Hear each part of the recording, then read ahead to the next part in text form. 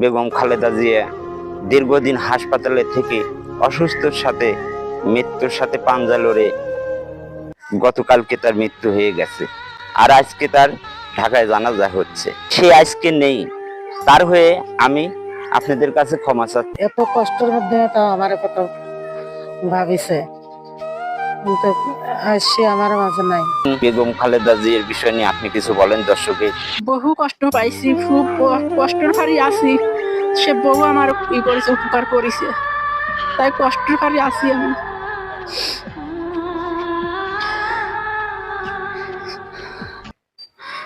এত দুঃখ নিয়ে আমরা থাকতেছি, যে একটা মেয়ে মানুষ আমার বহু উপকার করেছে, তাই আমরা খুব কষ্ট পাইছি মরে যায়।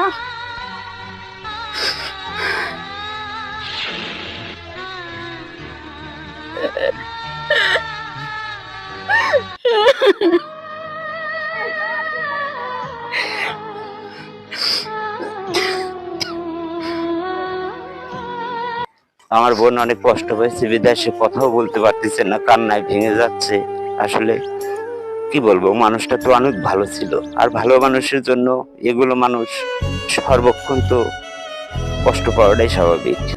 আমরা তার কামনা করছি, হয়তো তার নাম মনে করছি। সে এখন দুনিয়া ছেড়ে চলে গেছে। তার দোয়া কালমা এখন যেটা করার কর্তব্য, সেটা এখন সবাই মিলে এখন করা লাগবে। যেখান থেকে আমাদের ভিডিও দেখবেন অবশ্যই বেগম খালেদা জিয়ার জন্য দোয়া করবেন, আল্লাহ যেন তাকে জান্নাতবাসী করে। খালাম্মু, আপনি কিরকম কষ্ট পেয়েছেন বেগম খালেদা জিয়া মারা যাওয়াতে? দুঃখ পেয়েছি, মেলা দুঃখ পেয়েছি। এর উদ্দেশ্যে বলেন। কষ্ট পাওয়ার কথা কি বলবো, বাংলাদেশের সে প্রথম নারী প্রধানমন্ত্রী, একবার নয় তিনবার প্রধানমন্ত্রী। বাংলাদেশের সর্বপ্রথম নারী প্রধানমন্ত্রী বেগম খালেদা জিয়া, একবার না তিনবার সে প্রধানমন্ত্রী হয়েছে। তার যত অসুস্থতা, যত কষ্টই হোক, সে বাংলার মাটি ছেড়ে কোথাও যায়নি। সে হসপিটাল থেকেও জনগণের কথা বলছে। সে কখনো দেশ ছেড়ে, আমার মৃত্যু হয় দেশেই হবে, দেশের মাটিতেই তার জানাজা হলো। আমরা তার জন্য খুব শোকান্ত, আমরা তার জন্য দোয়া করি, আল্লাহ যেন তাকে ব্যস্ত নসিব করে। আমিন। বলেন কিছু দর্শক। হ্যাঁ ভাই, বিএনপি দল করি যখন আমরা তো কষ্ট পাইছি ভাই। আমরা কষ্টের মাধ্যমে যেটা হয় আন সেটি করবো।